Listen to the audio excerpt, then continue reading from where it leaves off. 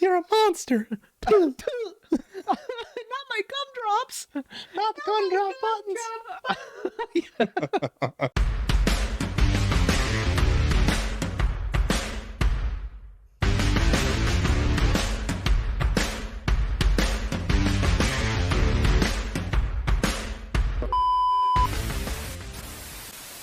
Today's world has just truly softened men, Dude. like big time.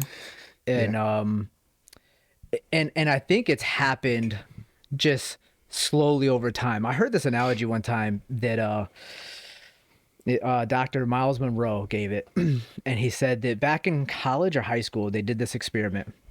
And it's you really think about it, it's actually kind of a cruel experiment. So what they did was, Is this the prisoners and prison guard one? Anyway, carry on. no, they do that in high school?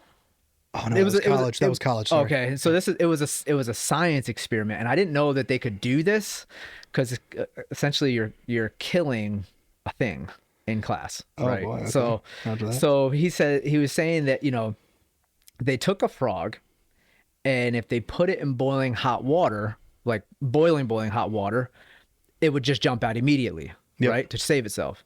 But if they put the frog in cold water and just slowly creep the temperature up over time, the frog would get used to it, and then eventually just die, right? Because it got so hot, you know? So this is kind of the same idea is, you know, over time, men have just slowly adapted to this new way of living, and now gone is the traditional man. You know what I mean? And that's just how, like, that's how I have seen it, you know? And I just think what you and I are trying to discuss, or the message we're trying to send, is trying to get back to that traditional man. Yeah, for sure. You know? Absolutely. Even from a fitness and health standpoint, testosterone, the average testosterone levels of the average man has decreased significantly over time. Yeah, that's not entirely our fault. That's, you know, but that is partly yes and no.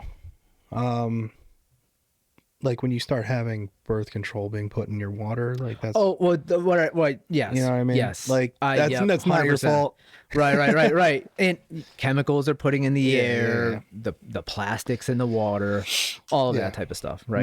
Metal water bottle, ladies and gentlemen. Right, but what we can control, what's left of what we can control, the average man is so passive that they shrug their shoulders and keep it moving. Yeah. You know, they kind of just hop right in line behind every other male that's complacent and compliant, you know? So, but the traditional man, and I feel like the reason why they have put a lot of those things in place is, and we'll get to this a little bit later on, is they are trying to get rid of the traditional man. Yeah, the traditional man is a dangerous man. Very, very. You know, so before we get too deep into it. Ladies and gentlemen, welcome to the Peak Performance Podcast, episode number 15.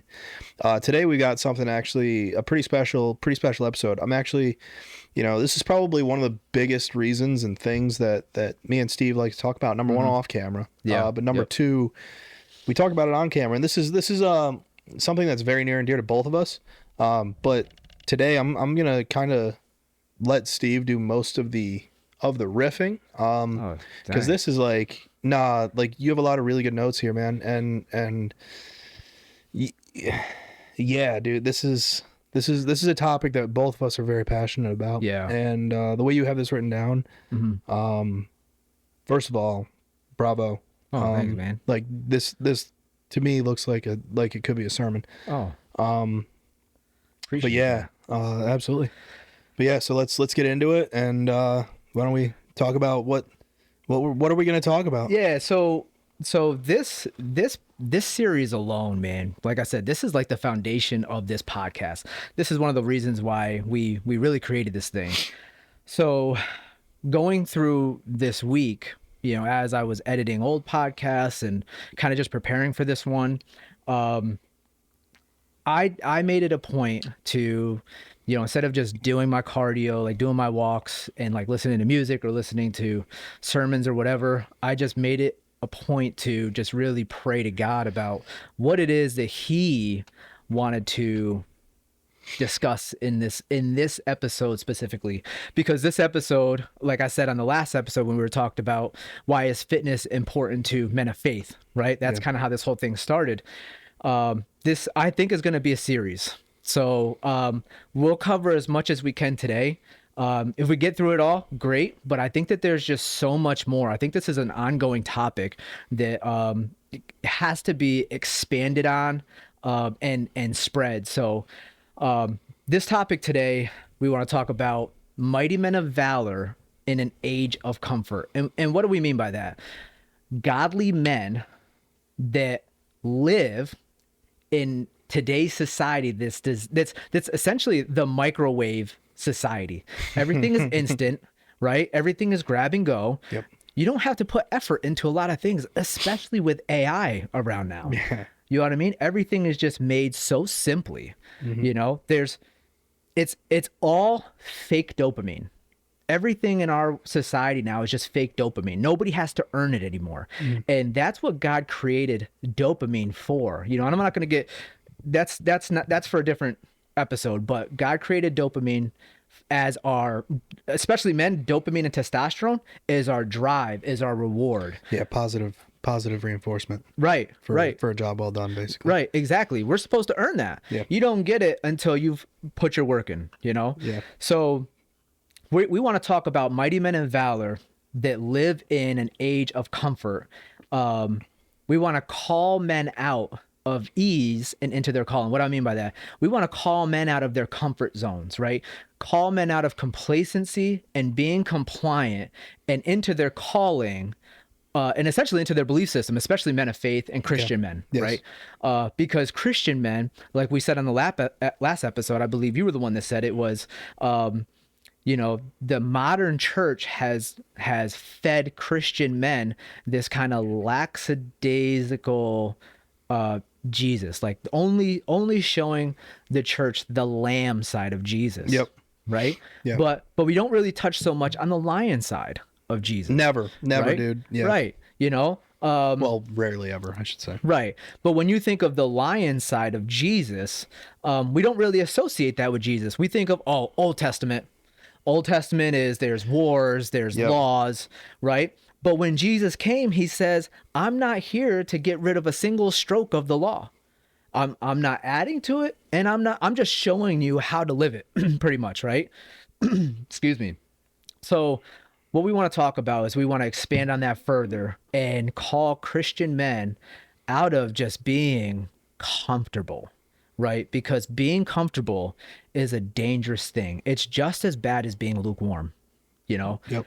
So, the first thing I want to talk on, I'm gonna be looking at my notes a lot because there's a lot to go through, and there's no way that anybody can really hold this in their head. I touched it. You did it. I did it this time. That was on Normally you. it's you touching the mic. I've done it like 3 times already so far. I'm surprised you haven't caught it. So first of all, what was the purpose of God creating man? I've grown up in the church. I've been going to my home church now for 15 years now.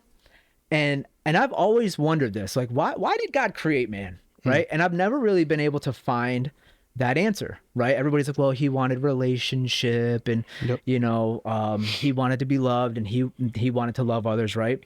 But why did God create the man is the number one thing I wondered. And God spoke that to me this week. Okay. When God created man, he didn't create him randomly. He created him with a purpose. God's purpose for man was to establish godly, righteous order in the world. Godly, righteous order. So he created a thing. He put the man in the garden and said, I want you to work this. I want you to multiply it, right? I'm going to bring you the animals and I want you to name them.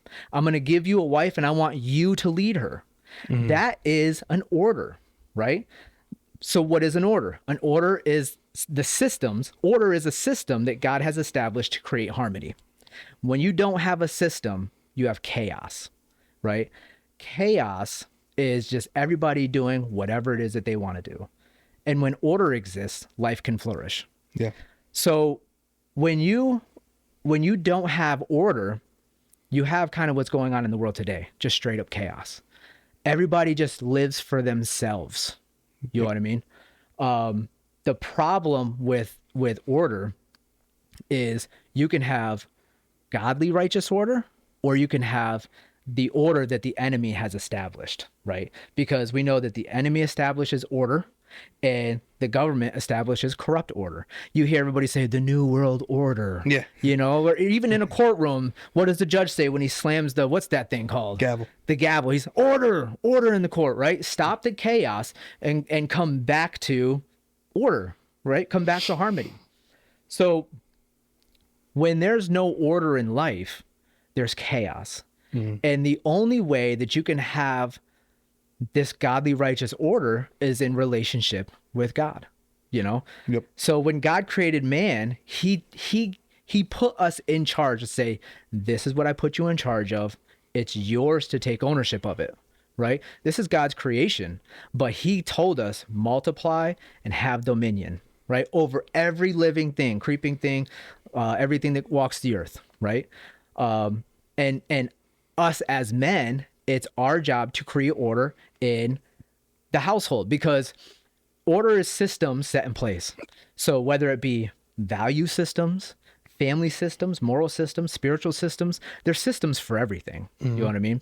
I read this book called Working the System by Sam Carpenter.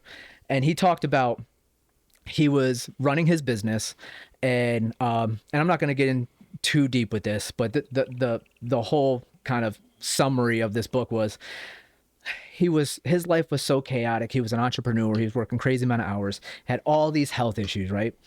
And somebody had taught him how to build systems in his life, in every area of his life. So he ended up following this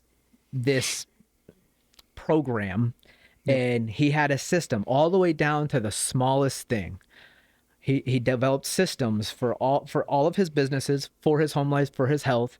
And when he established systems that actually worked in his life, his whole entire life came into harmony.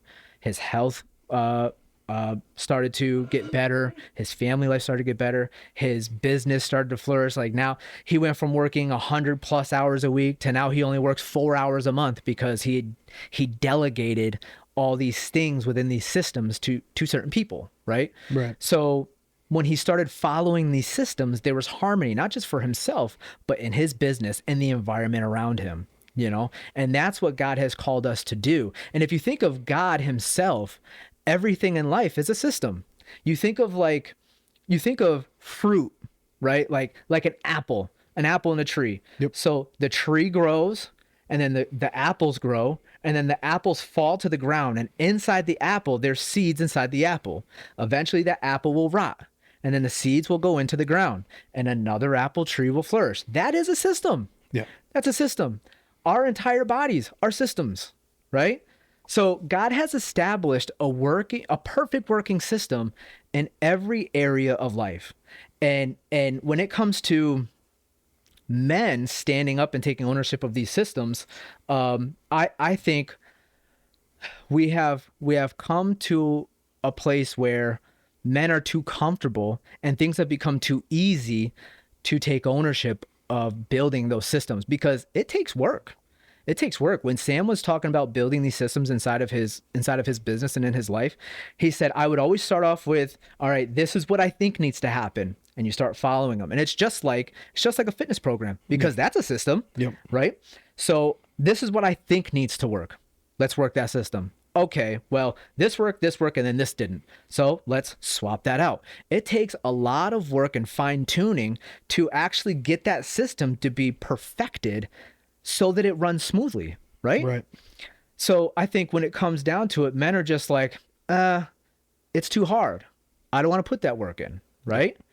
So, yeah, I mean, well, everybody's used to, now anyway, like you said earlier at the beginning, AI, this, right. ChatGPT, that, like, right.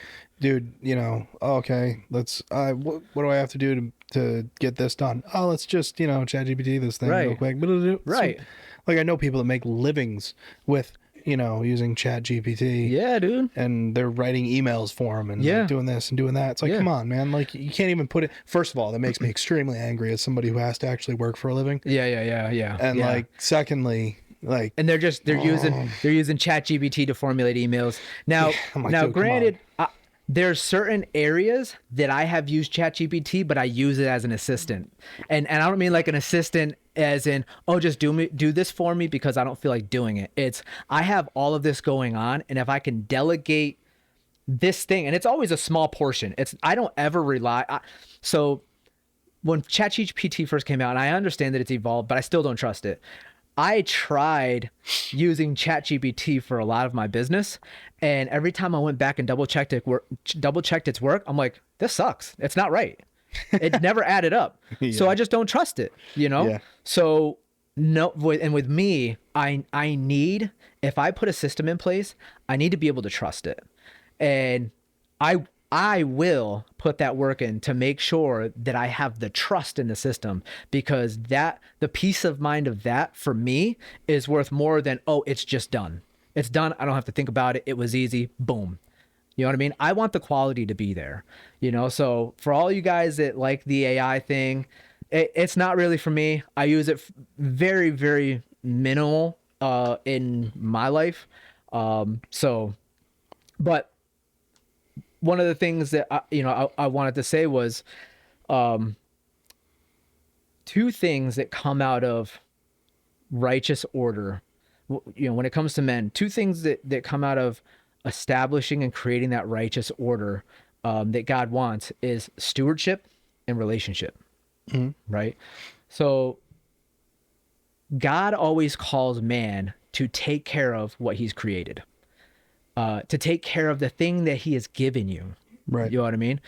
It's a gift. It's a gift that when God gives you something and he trusts you with it wholeheartedly, the creator trusts you with this thing wholeheartedly. If he gives you a family, he's now saying, hey, I trust you with this thing. And not only do I trust you with this thing, I'm going to be here to help you grow this thing, because I've heard people say, the creator created creators, like we're creators.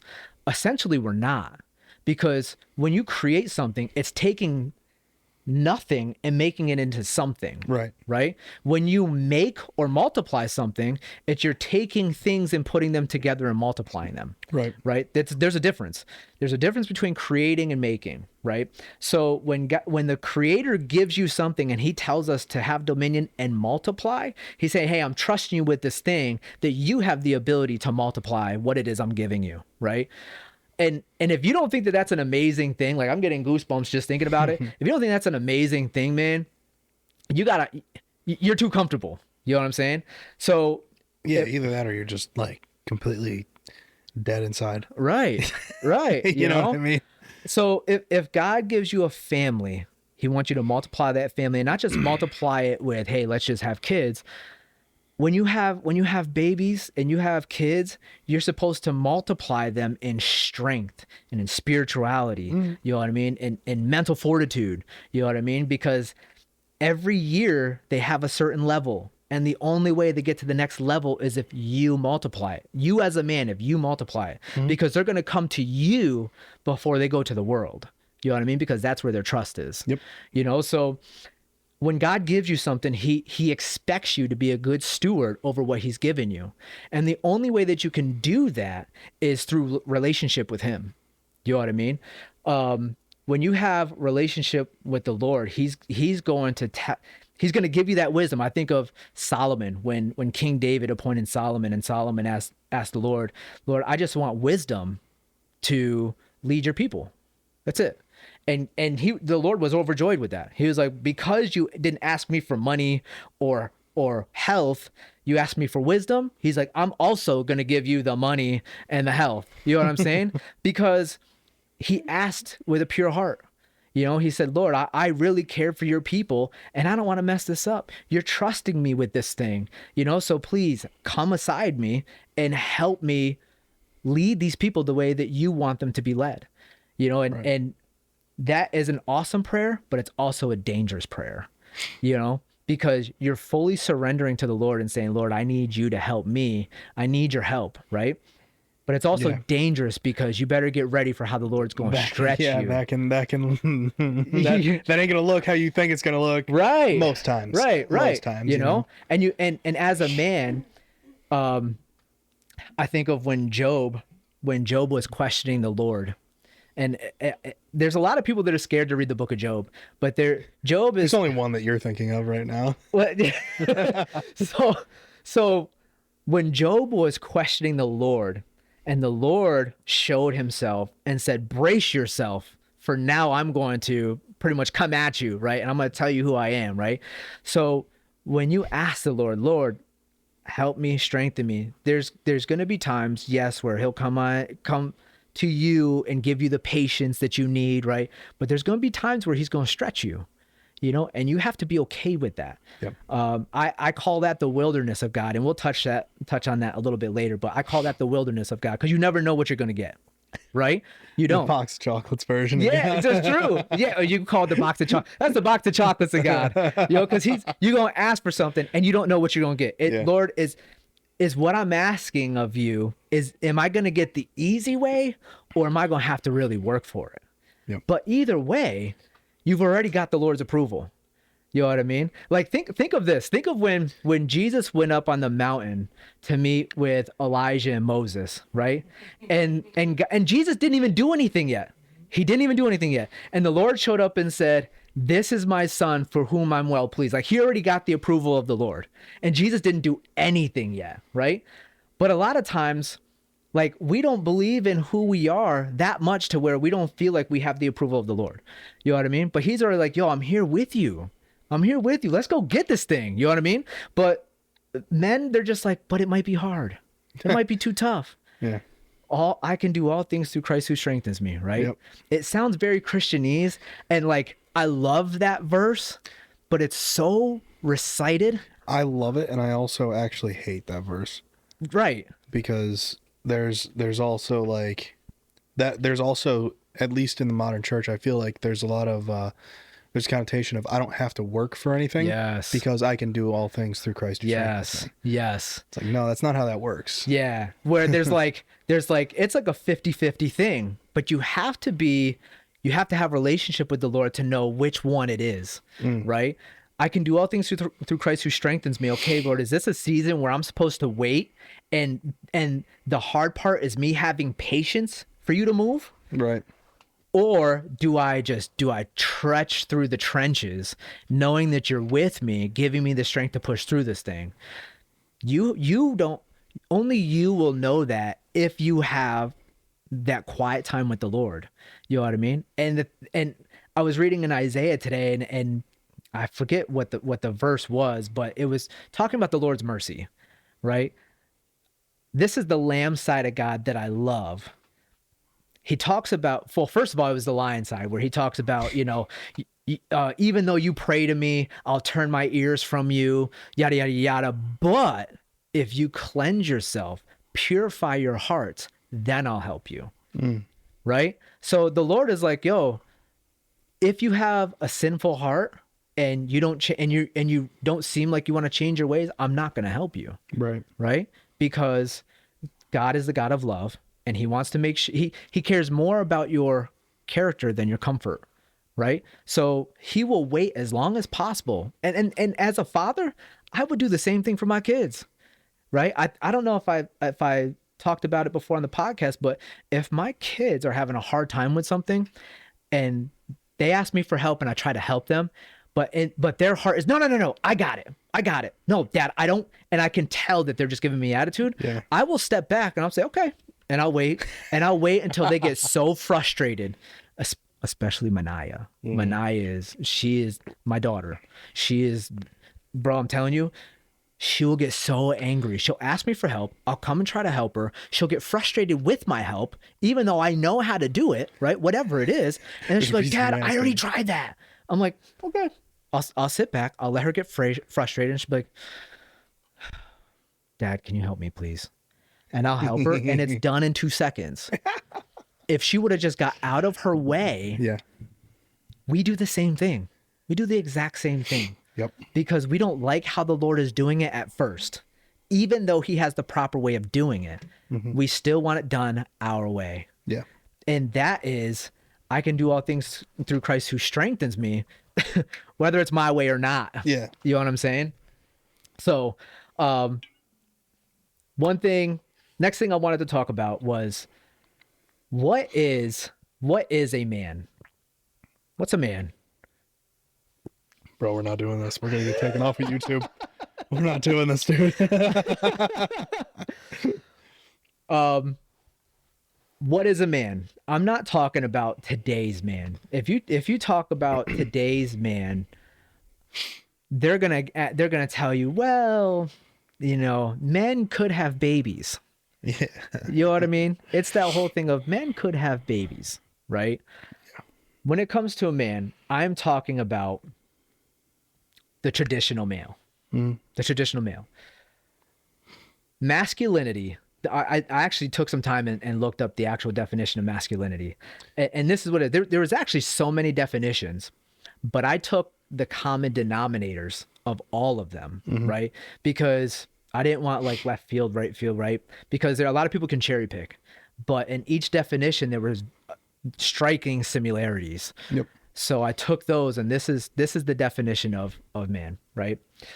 Is embodying traits and behaviors of traditional men, right? Like strength, assertiveness, and independence. Okay. Traditionally associated with Yes. Thank you. Yeah, I'm glad I you're got on you, my man. team, bro. Yeah. Thank you.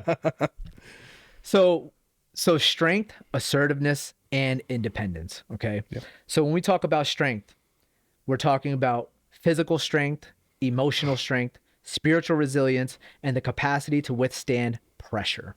Okay. So when we're talking about one of the last episodes we talked about was, fitness, being physically fit. Physical. Yeah. That's, yeah. Well, you've said before, your body is the temple. Yeah. And if you are supposed to take care of your temple because you are created in the image of God, you're taking care of God. Yep. Right? You are supposed to be physically fit. Yep. I know people are going to say, well, I have ailments and stuff like that. I've read so many books where people have the Biblio diet, the one that I was just talking about. This guy cured himself twice of cancer.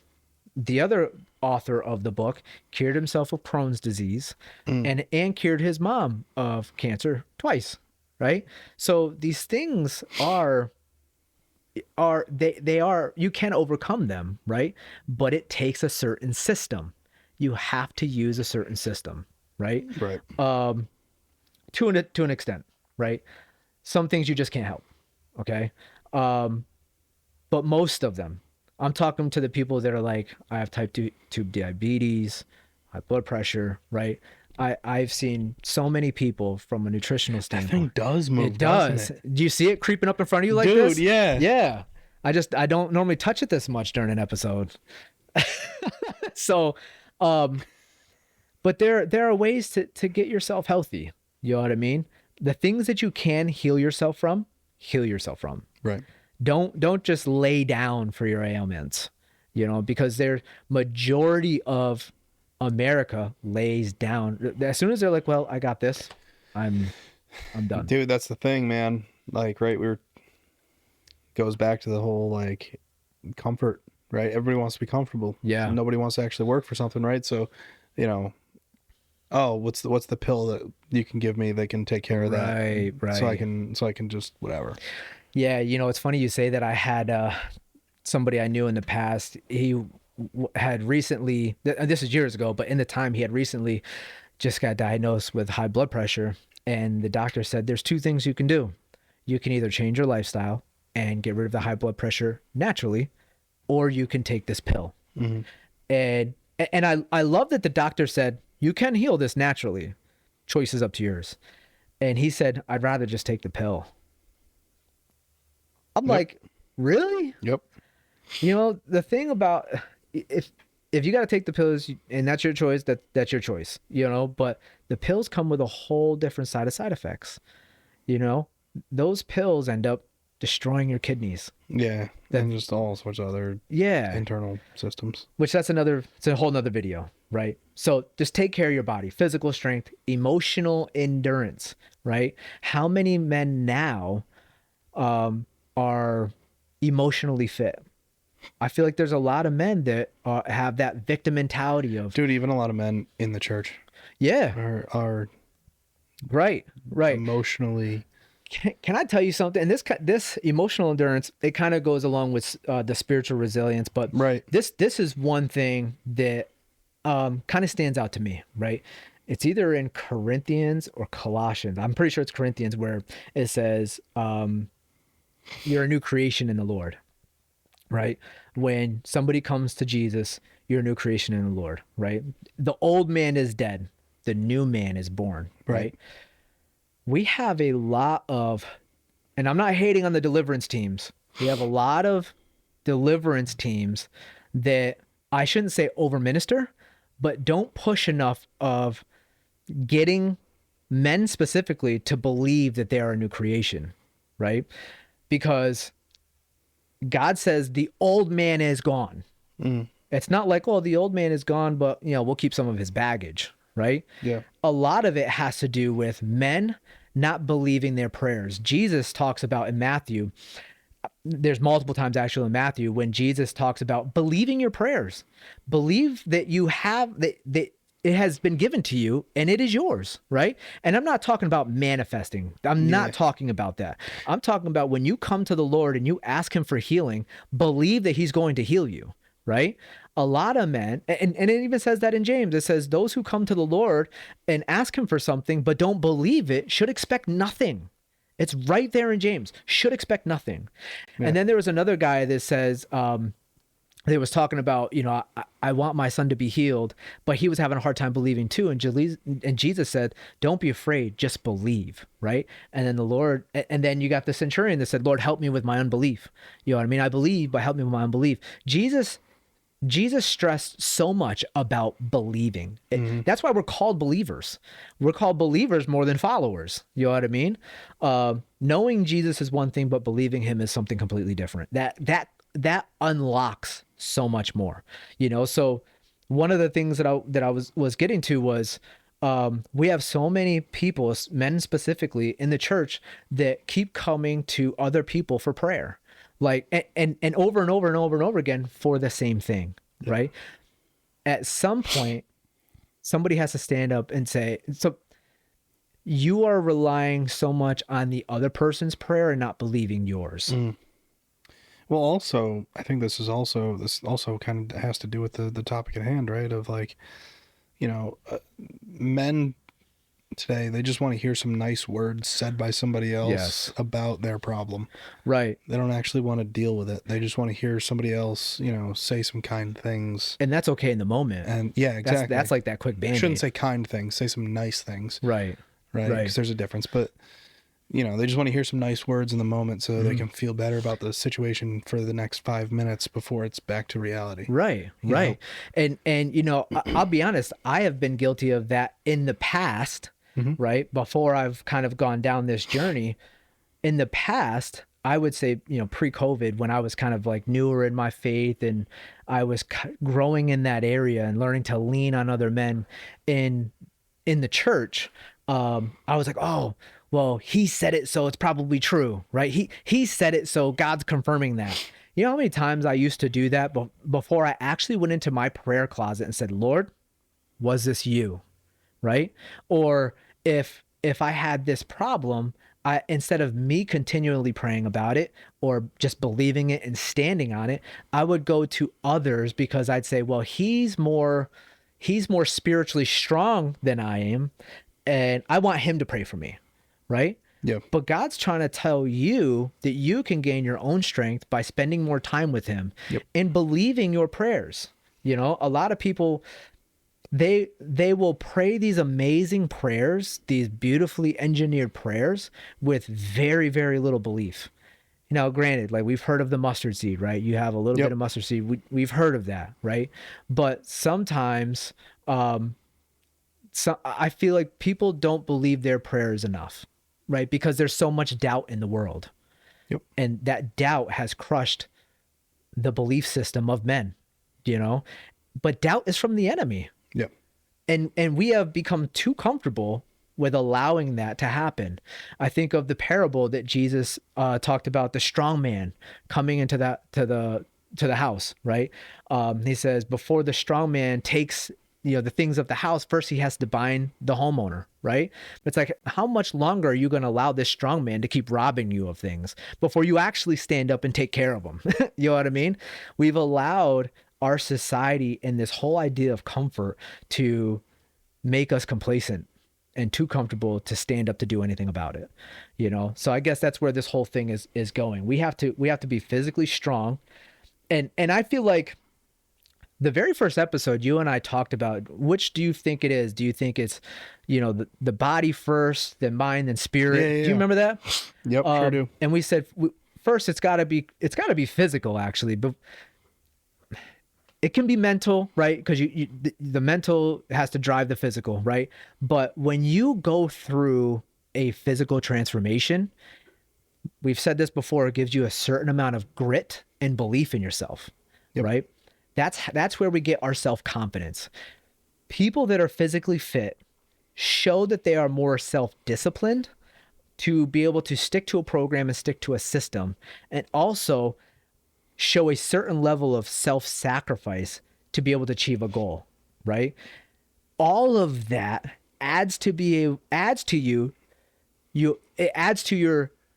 endurance, your physical endurance, Yep. your emotional endurance, because you go through a huge level of emotional endurance or emotional, let's call it damage, because you're sacrificing so much in your life at the time to get through that thing. It just adds to it, you know what I mean? And it strengthens you, Yep. And when you come up against problems in your life, I don't know about you, but I'm used to feeling the pain physically, that mentally it's like, this is like another workout. Like I'm pushing through this thing because I know on the other end of this, it's going to make me stronger. Yeah. Absolutely. Absolutely. So that's strength in a man. Men are supposed to be physically, mentally, and spiritually strong. The next one is assertiveness. Now this one also has a few different definitions, right? So part one was to be confident and forceful behavior, direct when trying to get what one wants or saying what one wants to say. It can also mean aggressive, forceful, or having a tendency to make demands. Part two, now that's the aggressive part, right? The part two is communicating with others in a direct and honest manner without intentionally hurting one's feelings. So that's the lion and the lamb. If you sum all of this up, that's love. You're communicating with love. Sometimes you got to give somebody tough love. Yep. You have to say, this is what I expect from you because I love you. I know what's good for you, right? Or even of yourself. This is what I demand of myself because I love myself, right? Or standing up for what you believe in. If somebody's not doing something right, nah, man, sit down. That's not right. You know what I mean? This is the right way to go, And then you have the other part is leading people, being able to communicate with them in a direct, honest way without hurting their feelings. Yeah. You know what I mean? Because the Lord talks about not bringing on a spirit of offense towards people. Right. And I think when he says that, when he talks about a spirit of offense, is a spirit of offense in the proper situation, right? Because Jesus at sometimes could be seen as very offensive when he's correcting the Pharisees. I don't know, saying y'all are a den of vipers in a synagogue of Satan. Like, right. That's a little offensive, maybe, Right. if you're a Jew back in that time. Exactly. But he's standing up for what's right. Right. That's the assertiveness. Right. And also at the same time, he was very forceful with them, but he's correcting them. Yeah. Like, imagine if those guys would be like, well, what is he talking about? Maybe we should check something out. And those guys convert and follow Jesus. He just saved them. Yeah. You know what I mean? So that's tough love. Yeah. So it's being confident. It's a form of confident and direct leadership. The willingness to say what one needs to be, what needs to be said, and standing firm without being abusive. But sometimes you have to be a little abusive and forward, to stand up for what you believe. You know what I mean? how many men do we have? Nah, I don't think abusive is the right. It's not. I was just kind of being funny. Yeah, okay. But forceful. Yeah, But forceful, you know? yeah. But how many men do we have that are actually standing up for what's right and speaking, not speaking their mind, but speaking what's right? There's a big difference. You know what I mean? And we still have yet to go to hit on that. Yeah. The next and last part of masculinity is independence. So far we have strength and assertiveness, and we've expanded on them quite a bit. So the last one is independence. And this is the state of being free from control, support, or influence by others, allowing for self-governance, self-reliance, and self-direction, whether for a country, a person, or an entity. It means not depending on someone else for decisions, support, or rule, and having the freedom to manage your own affairs. With all that being said, that's the definition. It means self-governance, self-discipline, right? Self-discipline under God's authority. So you have strength, you have assertiveness, and you have independence, which is self-discipline. Mm-hmm. Well, let's take a look at 2 Timothy 1:7. It says, "For God has not given us a spirit of fear, but of power, love, and self-discipline." So we just took the Webster Dictionary, multiple definitions of what a man is, Yep. and it just lined up perfectly with the Bible. So we are to be power. We are supposed to be powerful in our fitness, our mental strength, and our spiritual strength.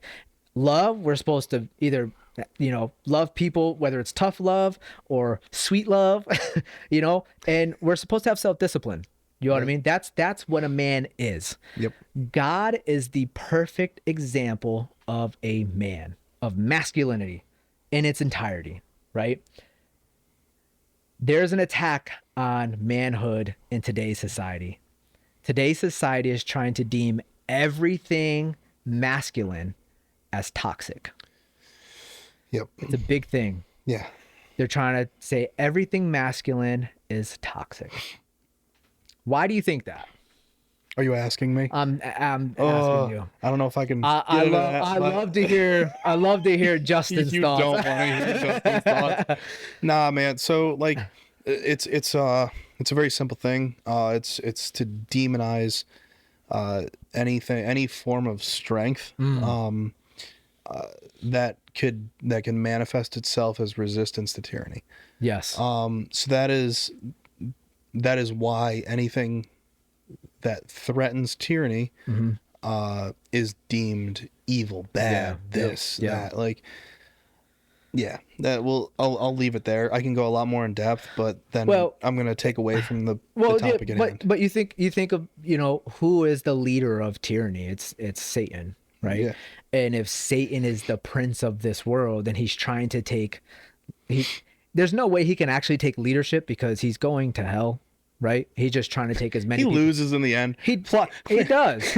He does. Spoiler alert. But he's trying to take as many people with him as possible. Right. Tell you what, he's doing a damn good job of it right about now. But anyway. Right, because he attacks and he massages the flesh. Yeah. He hits those fleshly desires, and that's definitely another topic. But the problem is that Satan is such a deceiver that he tries to take away the ability for men to actually find out who they actually are. If man actually understood who they are, there was another sermon by Chris Vallotton. It was the image of God, knowing who you are in God. And he brought up the verses in Romans where it says that, creation, heaven is waiting until man figures out who they are, and creation is waiting for man to figure out who they are. He was like, we are the only ones that don't know who the heck we are. You know what I mean? It's a wake-up call. Creation's waiting for men to figure out who they are so that the curse could be broken. I'll try to find that verse here and I'll tag it here. It's very interesting and it's a good sermon. But the enemy is trying to make it so that men, like you were saying, cannot stand up and be men the way God designed us to be, because he knows how dangerous we can be and how dangerous we actually are. Yeah. Right. So why is the world and Satan trying to make men so comfy? Right. Because if the enemy can make you comfortable, he can jeopardize your character. And when you jeopardize your character, then you lose the ability to establish the righteous order that God wants for the world. Yep. He literally just tried, literally just nailed right on the head there. literally tries to take away your power, because if he can pull you away from God, you no longer have the ability to create that righteous order that God wants in this world. Right. Because now you're following your fleshly desires instead of those spiritual, the desires of the spirit, right? Now I don't want to leave women out of this, right? Women have a duty here on earth as well, right? We're speaking mainly to the men. Yeah. Mainly because we're dudes, right? But there's an issue with men, because men, especially men in the church, they are having a hard time, or either they don't want to, taking the responsibility of being kingdom advancers. Like, we have that as responsibility to advance the kingdom of God. Mm-hmm. How do we do that? Any way possible. But a lot of men want to do it in the comfortable way, comfort on Twitter. Yeah, right. Right. I'd rather just sit home and post posts on the internet. Right. Yeah. Granted, we're on the internet, but we're trying to send a message, but we also do it in our community. Yeah. You hang out with guys and mentorship guys, right? I've mentorship people, and we're not saying that in a self-righteous way. Please don't take it that way. But we're passionate about this. I wouldn't even say what I do with other dudes is mentoring. It's more like just showing them. That's going to sound cocky, but I'm not going to. Yeah, it's just showing them essentially what God looks like in another human being. Trying to show them what God looks like in another human being. That's all I do. Yeah. That's all I do. And that's a form of mentorship, because they're going to be looking up to you. Maybe. You know what I mean? Well, you know what? Cool if they do. Yeah. That's awesome. Yeah. But that just means that your heart is in the right place. Yeah. And I feel the same exact way. You know what I mean? A lot of times when I wake up in the morning, I don't have 2 words to put together. You know what I mean? But I usually got one as soon as I roll out of bed. Yeah. So, but going through my day, it's crazy. And we said this on, I think, the last podcast, where it's like, sometimes you don't have the words and then the words come to you. Yeah. So when you're put in that situation and you don't have the words, you just rely on the Lord. You know what I mean? So, but comfort is not neutral. When you are in comfort, it doesn't mean that you are doing a good thing. It doesn't always mean you're in a good spot, right? Comfort is shaping men, and it's often shaping them away from their calling. Yeah. When you're in your comfort zone, there's no way that you can actually grow. Yeah. You're stagnant. It's almost as bad as being lukewarm. That was part of the notes that I had on there. Whatever. What, the lukewarm? I think you talked about that before too, right? Not the lukewarm, but the being stagnant is essentially the same thing as regressing. Yeah, because if the world is constantly evolving around you, if you don't evolve with it, or try to at least outrun it, you're going backwards. Yeah, think of, like, and this is just with technology, but think of the amount of old people, senior citizens, that decide. I know politically correct. Yeah, dude. political senior citizens that decide not to move forward with technological advances. Yeah, it makes me angry, dude. Yeah. I mean, it's like, so, I mean, I get it to a degree. Mm-hmm. However, I think as a man, or I'll say as a man, you should be able to, navigate in any environment that you're in, whether that be 2047 or 1947. Yep. Like, you should be able to navigate both of those times as a man. No problem. No problem. Yeah. Like, and if you can't figure it out, figure it out. Yeah. You know what I mean? Like, if you can't immediately figure it out, figure it out. You think about it, like, let's think about it from a tactical standpoint. Okay. You always have to adapt to your environment. Right? Yeah. No matter where. Adapt and overcome. I think that's a Marine Corps thing. Yeah. Wherever that battle is, you have to be able to adapt. Because if you can't adapt, you're not going to win. Yeah. Right? Most of the time. Yeah. Right? If something's not working out, you have to change the plan. So as the world evolves, the schemes and the plans of the enemy are going to evolve, and you have to understand your enemy's battle plan. You know what I mean? Because Yep. he could come in all forms, shapes, and sizes. Yeah. You know, and if you don't adapt, you could be left behind. Dude, you know what? So you've heard of Sun Tzu, right? I think everybody's heard of Sun Tzu. I think so. The Art of War. Yeah. Yeah. Yep. Know your enemy as you know yourself. Yeah. Right? Yes. So there you go. Yeah. That kind of like I love quoting The Art of War in like keep your friends close, enemies closer. No, that's The Godfather, but oh, is it? Good try. Yeah. That's what it reminded me of. It's like you have to know your enemy because you got to keep them close. Yeah. You know? Yeah, That's The Godfather. It's so Italian of you, Steve. And you're more Italian than I am, Yeah. but you do it. That's why I do it right away, dude.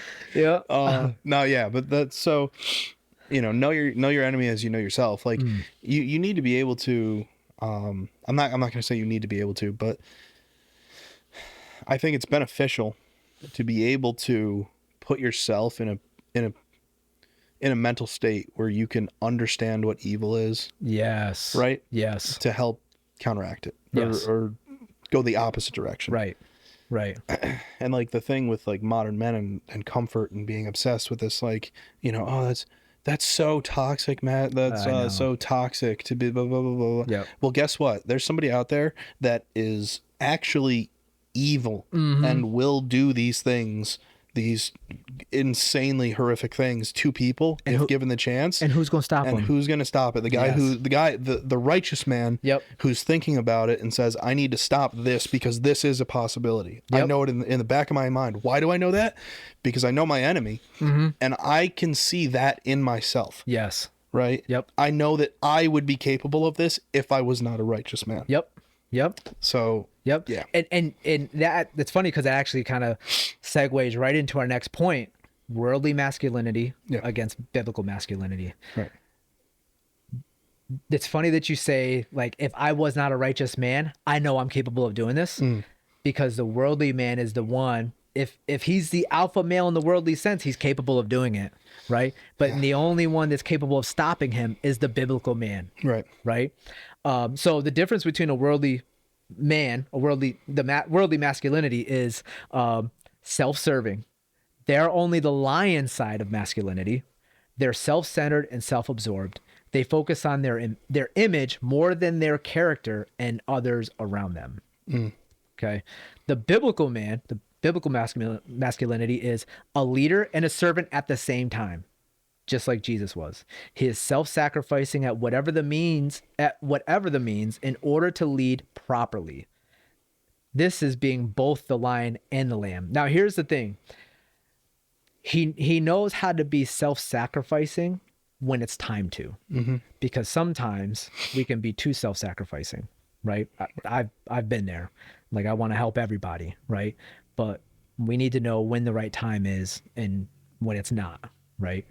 But like you were saying, the worldly, here I am hitting all my stuff. The tea's got you all jittery. Yeah, it does. So the worldly masculine man, that's kind of where the battle starts right now, is because the enemy is going after the worldly man, right? The worldly man that doesn't know Jesus, because he gives into his fleshly desires. He is so easily influenced by his environment, which means he has a price, and the enemy knows he has a price. The biblical man knows that he's already bought and he doesn't have a price. Yep. And we have to stand on that, and that we don't sell ourselves out for nothing except for Jesus, right? So I wanted to go over a few qualities of the biblical man, to kind of just put it into perspective, go a little bit deeper. We know that there's gotta be strength. There's gotta be assertiveness and self-discipline, but I want to put this out there so that, whoever's watching can maybe go through this and be like, oh, well, I struggle with that, or that's me 100%, like actually take a true self-evaluation. So the first quality is continually seeks to gain godly wisdom. I put this as first and foremost because, like I said, let's go back to King Solomon when King David appointed What am I looking for? Appointed. Appointed. What I Yeah. say? Apported. when he deported. when King David appointed Solomon as king, Yeah. the first thing he said to his son Solomon was, "Show yourself a man and worship the Lord." Right? Be a man and worship the Lord. So That's a pretty dope sentence. If Right? you actually look at that, right? like what is like, you know, worldly, right? Worldly wise, what is like the opposite of that, you know, or what you would think in the Right. world is like, oh, be a man, don't do that. Right. Exactly. You Right. know? And but we go against the grain around here. Right. So yeah, that's huge. And to be so blunt about it, he says, show yourself a man and worship the Lord. Yeah. And the first thing that King Solomon does is he seeks wisdom, right? He's conscious about his character. When King Solomon came to the Lord, his character was the first thing that God saw. He says he really cares about these people. He wants to be a leader. So because being a leader is the first thing on his heart, I'm also going to give him these two things, right? The other things, the health and the wealth, right? So he's conscious about his character more than anything. He's not worried about who he has to be in order to fit in. That is the worldly man. They are so worried with keeping up with the times in a bad way, not in the sense that we were talking about. He's worried about keeping up with the fashion, keeping up with his image, right? That essentially is a fear of man. Yep. He's more focused on the fear of man than the fear of the Lord. 100%. Yeah. You know? So he's worried about fitting in, or I'm sorry, the godly man is not worried about fitting in, but yet instead he's focused on who he has to be in order to lead and create righteous order. Right. When we talk back to the episode when Andy was mentoring me and he asked me, what is your family's mission? Yeah. Right? Well, I thought about my family's mission and I had to put that in the forefront of my mind. And I say, what systems do I have to put in place to put my family in order to align with this family mission? Right. You know what I mean? So I had to, I had to take the fleshly desire of, what are other people going to think about my family if I do this? Don't matter. Doesn't matter. Doesn't matter. Yeah. Right? I have to live with my family. I have to lead my family, and I am responsible for my kids and how they grow up, how they interact with the world, and how successful they are in the world. Right? So I have to continually ask God for the wisdom to be able to lead this family, right? So who is it that I have to be in order to create the righteous order in my family, in my finances, in the environment around me, and not care what anybody thinks? Yep. So again, the Bible verse where the Lord says, don't fear man, the one that can kill the flesh, but fear the one that can kill the flesh and the spirit, right? Because that's more dangerous. That is holy, righteous fear of the Lord. Okay. The next one, the biblical man is a lion and a lamb. This is like one of our favorite things. Okay. He is gentle and kind until it's time to stand up for what is right and what he believes in. I believe it's Jordan Peterson. He talks about becoming a dangerous man, and he doesn't actually just talk about it, but Joe Rogan has talked about it. All of the big influence people that talk about being men is learning to control that beast inside of you. That's what makes you dangerous, right? Yep. Treat others right and kind, but just trust. Yeah. There's a dangerous man inside of me when it's time to step up. Okay. That's a lion and a lamb. Yeah. Tim Kennedy talks about that too. Does he? Yeah. Tim Kennedy is a, is he the Navy SEAL? No. Green Beret. Green Beret. Okay. I watched so many gonna piss off a lot. I'm sorry, man. I watched so many of those guys. I can't keep up with the names. If I saw the face, I'm like, oh, I know him. But he's like apparently the kindest dude ever. You would never know that he's like, first of all, an extremely accomplished mixed martial artist. But also, you know, a Green Beret. Right. Like he's dangerous. Yeah. Dangerous. You know what I mean? Like, doesn't it go like Delta then Green Beret, or is they kind of on the same? Yeah. So it's the Delta is a tier 1 unit. And then underneath them would be the Green Berets and Rangers, probably right alongside both. They're two different things in the same umbrella, basically. Okay. Yeah. Okay. But yeah, you have to be gentle and kind, humble and kind, in the words of Tim McGraw, be humble and kind. And for all you country folk out there, Country music. be humble and kind, but know that, listen, you act up and you're doing something against my beliefs, and not in like abusive way, but there's something happening. I'm standing up for it. You know what I mean? Yeah. The righteous man, he is self-motivating, self-disciplined. He doesn't wait for external stimuli to motivate him to do what's required. Yeah. There's that phrase again, to do what's required. Yeah.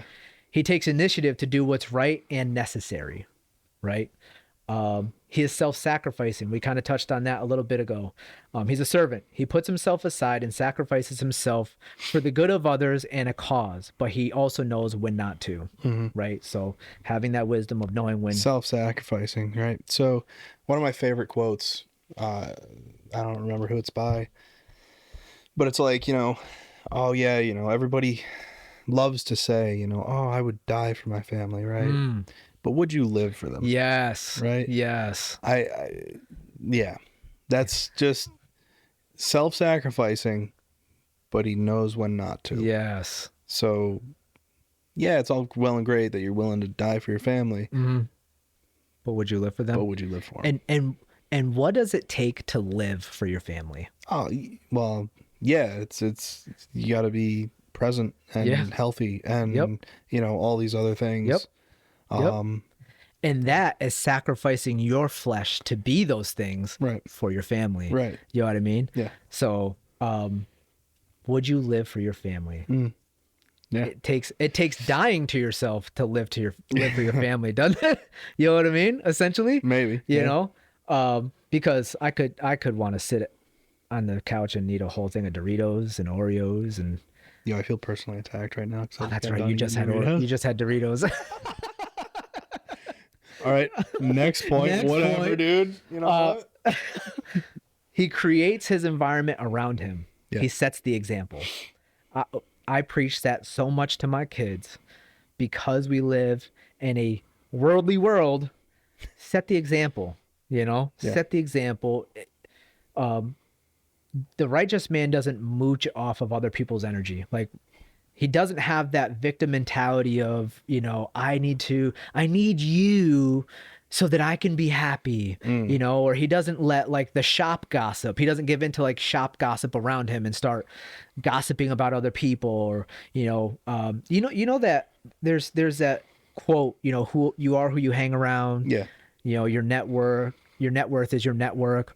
I think that's true for the worldly men.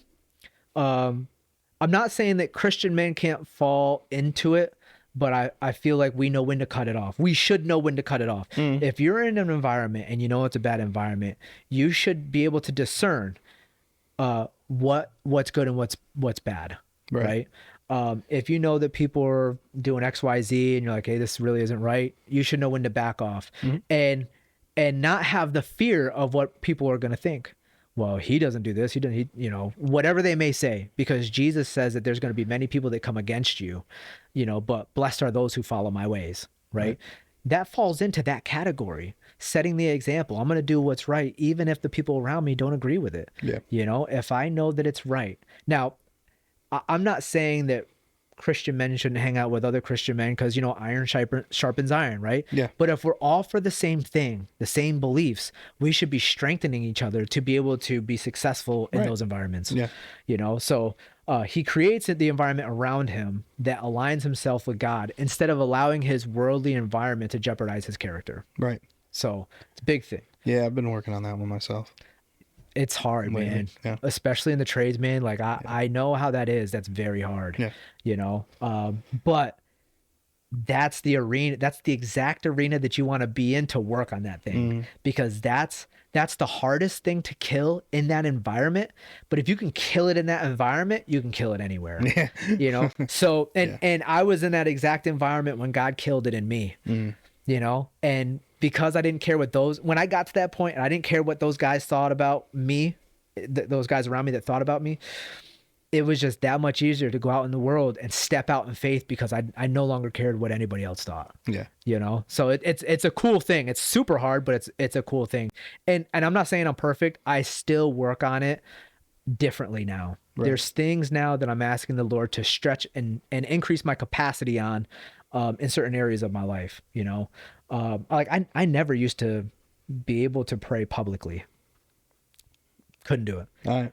Until the Lord put me in the worship team. And this was years and years ago when just the worship team, before every Sunday, we would all take turns praying out loud. And when it got to my turn, I was like, boom, boom, boom, boom, boom. So I was like, you know what? I'm sending it. Yeah. I don't even care. Because you know what I said to myself? I was like, it is so stupid that I can be in a warehouse full of just blue collar rednecks and not care what they think. Those guys aren't they're not going to wait 2 seconds to tell you exactly what's on their mind. Yeah. Right. But when I come to church, I have a hard time speaking my mind. That's stupid. Mm-hmm. So I said, I'm going to send it. If I feel like the Lord is telling me, that's the only thing I care about, is the Lord's telling me to do it. And then he's going to take care of the rest. Yep. It may convict other people. Other people may come up to me and say, hey man, you know, have something to say. Either way, the only way I'm going to know to get over it is if I deal with it. Yep. So that's what I did. I sent it. So that's so now I don't have that issue, but there, like I said, there's other things that I'm asking God to help me with. The righteous man is fully submitted to God. He is a disciple. I love the root word of disciple so much. Disc? No. Discipline. Discipline. I mean, I know you're into music. Yeah. All right. No, if you look at disciple is a disciplined follower of Jesus. Going back to the beginning of the convo, I said real men live in the wilderness of God, right? I said this is what I call the wilderness of God. He's fully submitted, fully surrendered to the desires of the spirit instead of the flesh. The wilderness is where God takes those that he loves to help them grow closer to him, to lead them and strengthen them. When God took the Israelites into the wilderness, now it was only supposed to be a 14-day journey, like literally legit 14-day walk to where they needed to go. But they were being so stubborn because they wanted to know what the next plan was. Yeah. You know, they even said, why don't we go back to Egypt? Yeah. Yep. Where we had food, or we knew we had food and we knew we had this, because they were comfortable. Yeah. They were comfortable there. They knew what to expect. And the wilderness of God, it's like a box of chocolates. You don't know what you're going to get. Well, they knew they were going to get manna every day. Yeah. Right? Here's some of that. Free. You didn't even have to work for it. You didn't have to work for it. I mean, you had to walk to it, maybe. Yeah, I know. That might be too much. Right. Too much effort for some people out there. And the thing he says, take as much as you need for today. God didn't say, well, just take this much and then leave the rest. He said, take as much as you need for today. Yeah. Don't try to gather for tomorrow. Take it today. Yeah. You know, fill your belly. And then on top of that, he gave them quail. So not only did he give them bread, he gave them meat. You know what I mean? They got those things without like shotguns? Yeah, they just fell out of the sky. That's pretty cool. Damn. Yeah, that's pretty cool. All right. And you know what? You didn't have to pay for them. There was no inflation. They were deflating out of heaven, coming down to the ground, you know? But being in that wilderness, God took them there so that they could learn to rely on him. You know, they didn't know what was going to happen next. They didn't even know where they were going. Right. They didn't know when they were getting water, but the strengthening was learning to rely on God. Right. So real men are submitted to God. They're killing their flesh, submitting to God so that they know how to lead properly and develop and create that righteous order. Mm. The next one, the natural man, the righteous man is all in. Mm. He's an all-in guy. His yes is his yes. If you say you're going to do something, your word is bond.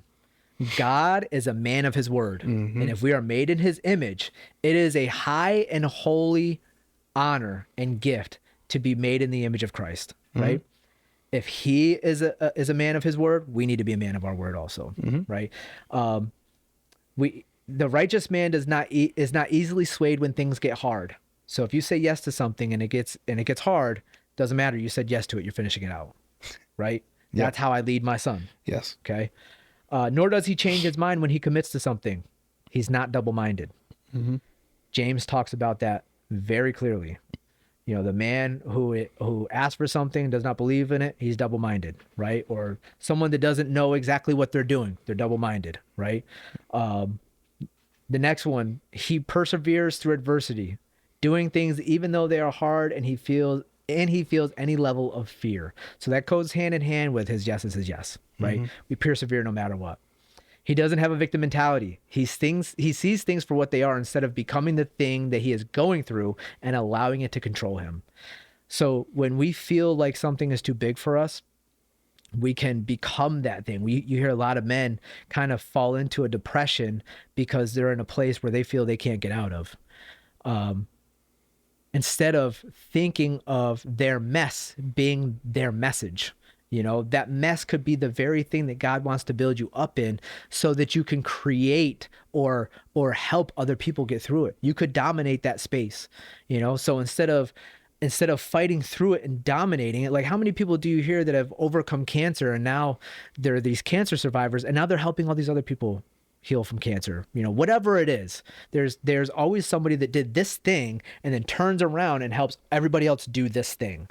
You know what I mean? He's making you, like Byron Golden says, he's making you a king of your thing. You know what I mean? Whatever it is you're going through, he's trying to help you dominate it so that you can help others overcome it also. And the last one, and it is most certainly not the least because it is the foundation of the righteous man, he hates evil. He hates evil with a passion. Right? We do. Yeah. He hates evil and anything that has to do with it. This is what pushes him to do what's right. Because out of a selfish heart comes every evil thing. The driving force of evil is selfishness. Yeah. So, yeah, that's dude, that's a controversial one. It is. In like Christianese circles, man. Yeah. It's yep. It was my turn. It was my turn. I had to do it. Yeah. It's right there. Yeah, I've been saying this for years. Maybe not years. How long? Years. Couple years. Quite some time. Yeah. I've been saying it for a while. And I've gotten some like heat for this take. Yeah. Really? Absolutely. What have you heard? Like everything from like you should love your enemy and like this, that, or the other thing, like that's very different than like no. Yeah. Because it goes back to, you know, the whole like we fight not against flesh and blood, but against right. You know, blah blah blah blah. Right. And it goes and lists. Which is true. Right. Which is true. Right. Well, except it actually if you go back and read certain versions of that text, it actually specifies a little bit more than King James. Because King James and governing and the evil government. Yeah. Yep. Yeah, King James read that and he's like, get that out of there so the peasants don't revolt, please. I know. Yep. So get that gone. Yep. But yeah, like so I've gotten some like serious hatred, not hate, but like heat from other Christians about it, and they're like, no, it's not, you know, that's not being a real Christian. I'm like, dude, all right, so then what are you supposed to what's the opposite? So like if hating evil is not the correct thing, are you supposed to love it? Yeah. No. What do you, so if you don't hate it but you don't love it either, right? So then what do you just tolerate it? That's the same thing as loving it, because you're allowing it to happen, right? So you either hate it, and you prevent it, or you love it and you tolerate it. So us as men, we can't be shepherds. We can't take care of the sheep without beating it out of some wolves. You know what I mean? if we tolerate the wolves, right? Yeah, right. So part of that is understanding. So that verse is, you know, our battle is not against flesh and blood, but of the spirit, right? But against principalities, powers, and the princes of darkness of this world. Blah, blah, right. Blah, blah, blah. But they also influence the flesh. Right. So yes, it's not against flesh, but it is against those things that influence the flesh. You're supposed to love the people of that flesh, but not the things that they stand for, the spirits that overcome them. If they're doing something that is evil, you stand up to it. Like you put a stop to it. Right. Yeah. Like that's what I'm trying to say. Yeah. That's what I'm trying to say. Yeah. You know, however, whatever the appropriate methodology of putting a stop to it is. However the Lord leads you to. Yeah. You know what I mean? Yep. Because let's take a look at the Old Testament. the Lord sent some people after some people, and not in a loving way. You know what I mean? Yeah. His words exactly were, I will deliver this nation into your hands. You know what I mean? Because these people were defiling each other. They were very sinful, right? That was his words. They were a sinful nation. I'm delivering these people into your hands, you know? So yes.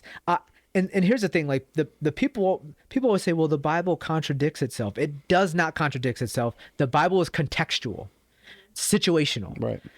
It's like me explaining things to my kids, you know, my son, he's very compliant, right? With righteous things. So when I tell him not to do something or something's this way, he tries to stick to it the best that he can. Right. But he has to understand that there's gray areas somewhere. And my buddy Chris and I were just talking about that the other day, because his son is very compliant too.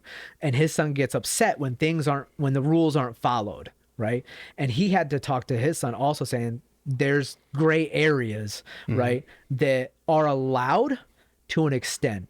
The Bible has, I'm not saying gray areas, right? But it's God handled things differently in different situations. Right. You know what I mean? He may say, go and do this to this person in this situation, but don't do it to this person in this situation, because God sees the heart. Yeah. Right. He sees the heart, and matters have to be handled differently depending on the heart. Yeah. Yeah. That was a deep one, huh? That was a deep one and a long one. And like, now you know why. Now you guys know why. I said when I read these notes, I was like, yeah, Steve's on one, and I'm just gonna kind of let him do his thing tonight, because that was, I think personally, that was from God. And yeah. I think a lot of people out there needed to hear that. So thank you. Yeah. Thanks, man. I appreciate it. And I think this is definitely, like I said on the last one, it's going to be a multi-part series. It is, man. Yeah. You know, because it's something that has to be spread. And I pray that I was able to explain everything the way that the Lord wanted me to explain it.